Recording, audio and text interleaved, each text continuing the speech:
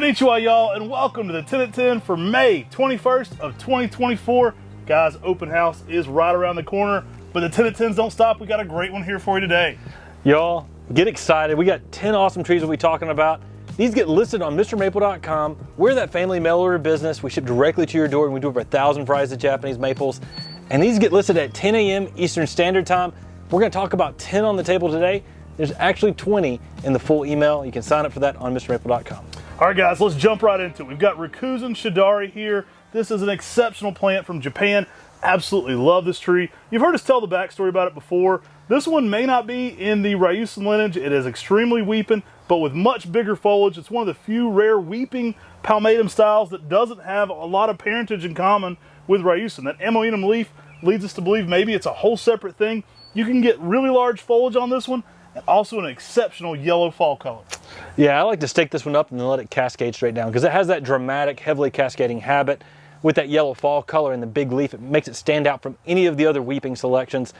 It's one of those trees that was at a temple and got wiped out by a tsunami, and one of our friends, Yutaka Tanaka, had grafted it and took it back to him and said, here, you need to have this tree back.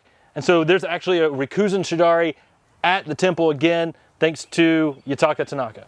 Awesome plant, y'all. This thing is really special. I like to stake it up, like Tim said, about 5-6 feet tall, let it weep down from there. Exceptionally durable.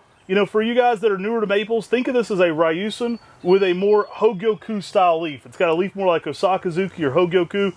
Exceptional fall color.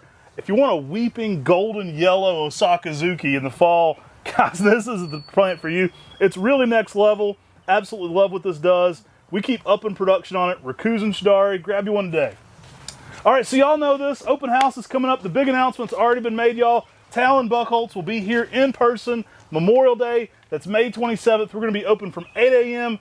to 5 p.m. Talon's going to be giving a presentation at 2. There'll be a seating area. We're not going to do tickets. We're going to let people stand outside if they need after the seats are full. But try to be there close to 2:30 as you can if you're coming for Talon's presentation.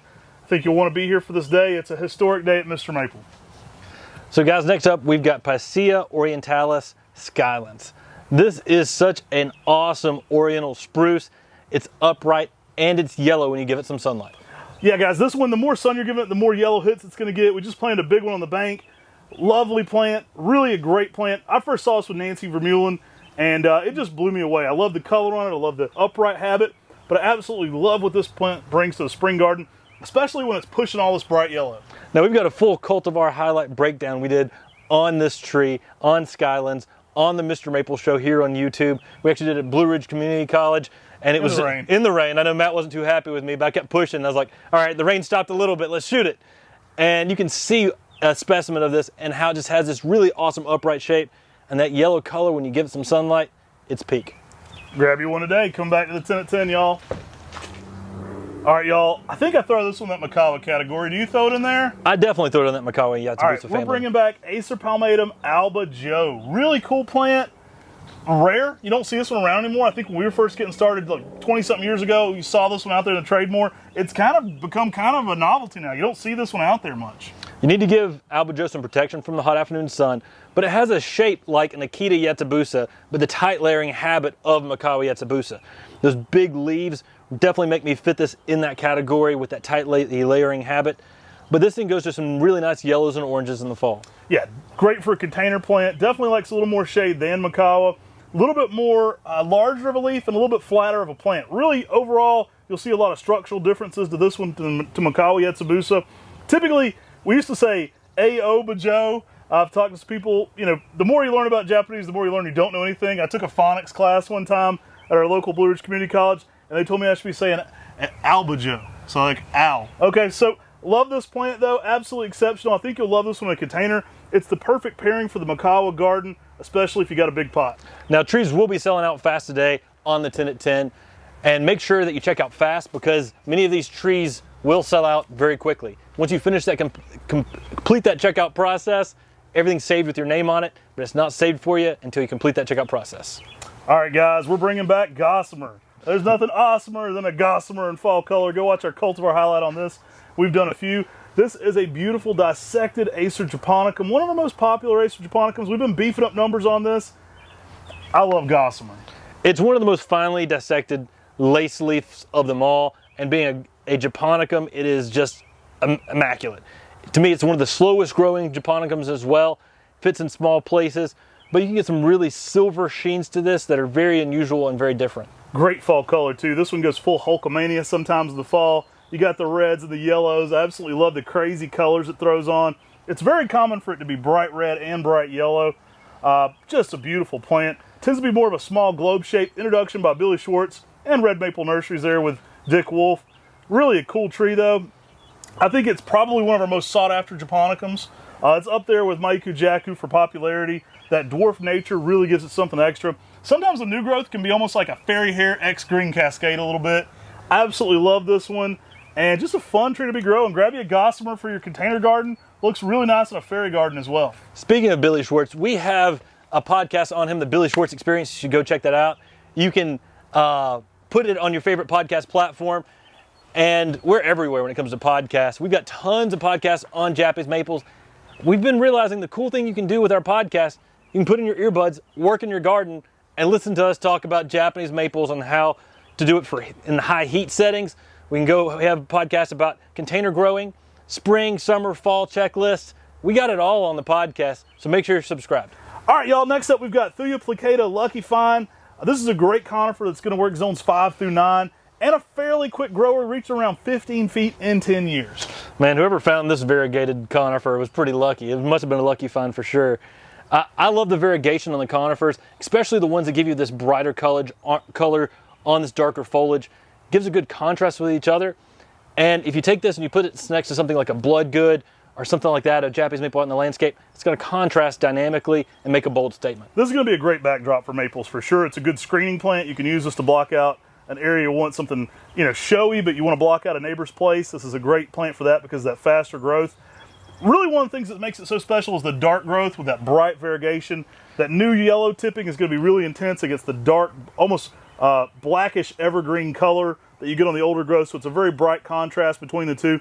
Likes well-drained soil. It's going to work great for you. Grab one today. Might be your lucky find on Mr. Maple. Guys, next up, that's a lucky find today on today's 10 at 10 is Acer palmatum lily pad. Yeah, anytime you find a sport on Makawa Yetsubusa, that's a lucky find. I love this plant. Named for its shape rather than its color. Lily pad gets kind of low and wide, which is really nice. This one's going to work zones 5 through 9. That low, stretched out, flat shape kind of makes a little plateau. That's where that name lily pad comes in. Really a cool plant. This one looks great in a container. Obviously, it's going to look great in the ground. It's actually been handling a great bit of sun for us for a variegated plant too, which is quite surprising. It seems to do very well at some sunnier spots. You can actually leaf out with a little bit more of a pinkish to yellowish border on it sometimes in the early spring, fading to that light green on dark green. Just an all-around great plant. I mean, I love this because it's kind of got that thing I love about relish, and it's kind of got that thing I like about Dr. Seuss, but it's in a Makawa form.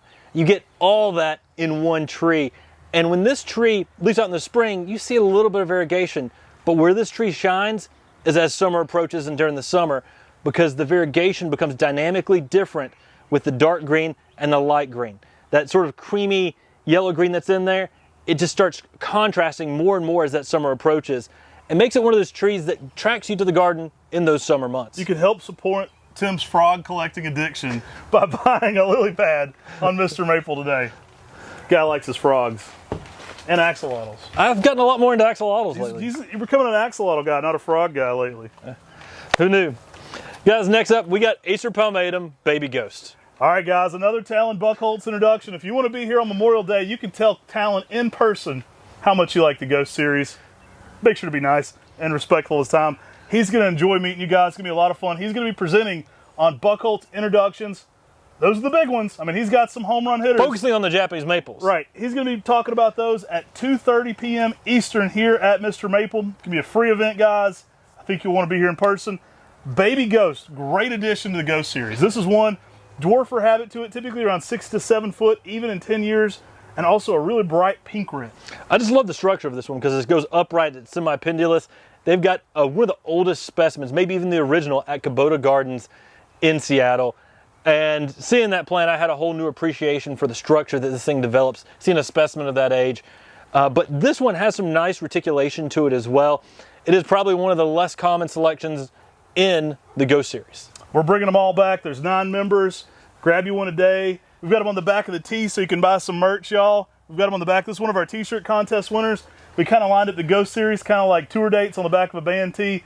Shout out to our t-shirt contest runner-up that made this one. Love those. And guys, we just like celebrating Japanese maples. So grab you a baby ghost. These are been in a little bit more shade right now.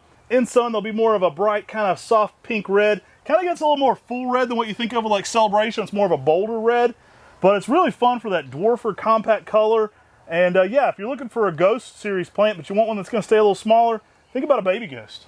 Now, guys, we're going live this Friday to discuss things about the open house. And during that time, when we make some other big announcements, we're going to be giving away a free tree.